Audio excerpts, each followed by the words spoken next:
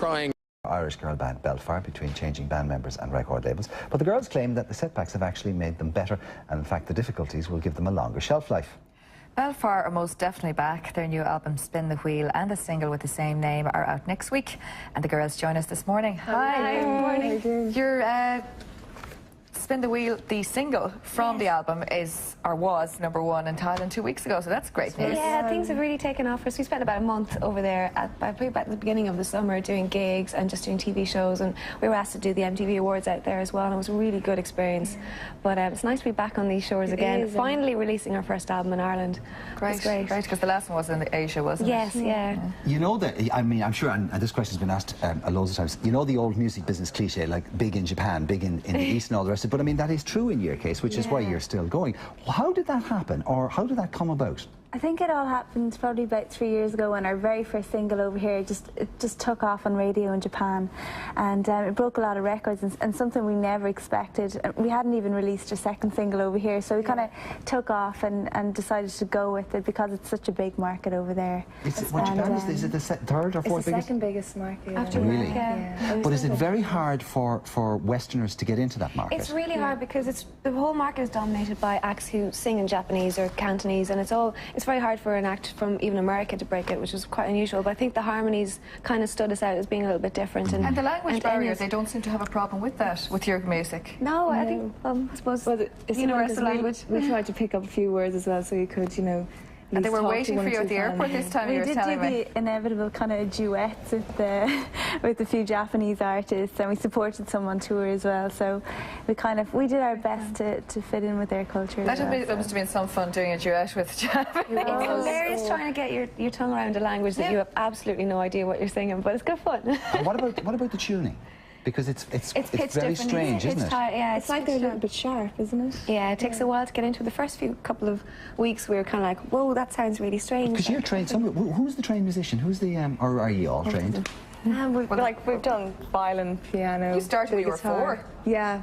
3 or 4. Is it very hard when somebody comes along and says, no, that you have to do it slightly out? I would imagine that's quite strange for the Occidental ear, is it? It's very strange because you're going over and you're playing with a live band and they've got all their instruments tuned differently, and you're trying to just hear the song differently, and after a while you do actually start to hear it differently, and you do end up pitching it their way, but then you come back and you're like, oh, trying to get back into the Western ear, it sounds like. Especially for harmonies. Well, it does. I mean, their music sounds like it's out of tune. It does, a little bit. I wonder what our music sounds like to them. Probably the same. Flat.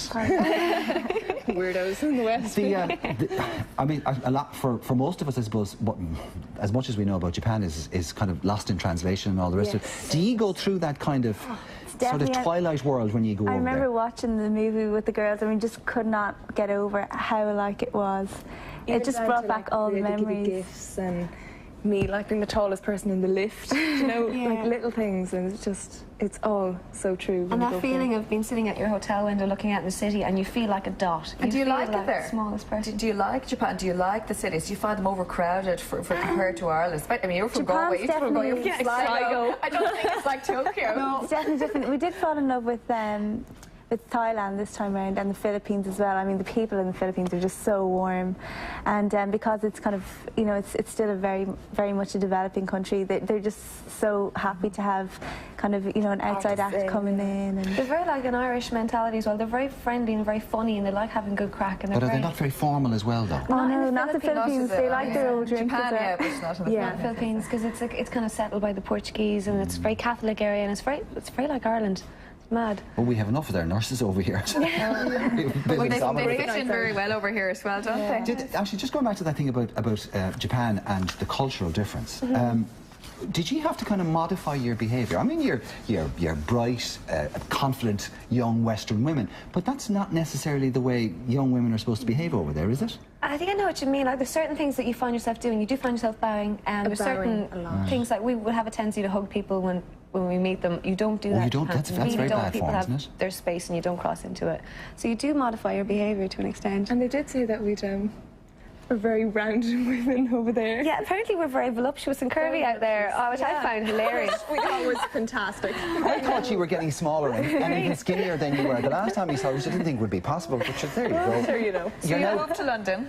We did. We moved to London about a month ago, so we're just settling in there and trying not to get lost as much. City life. Yeah, so that's great. The new album out, you're all... Yeah, spin the wheel. It's out Friday week. Well, if it does half as well as it did in the Orient, you'll be laughing. Fingers crossed. Great. Thank you very much. Thank you. Thanks, Nice talking. You're more than Thanks, welcome, guys. girls. Good luck to you. Now, in a few minutes, Psychic Una Power will be joining us. So if you called in earlier, don't go away.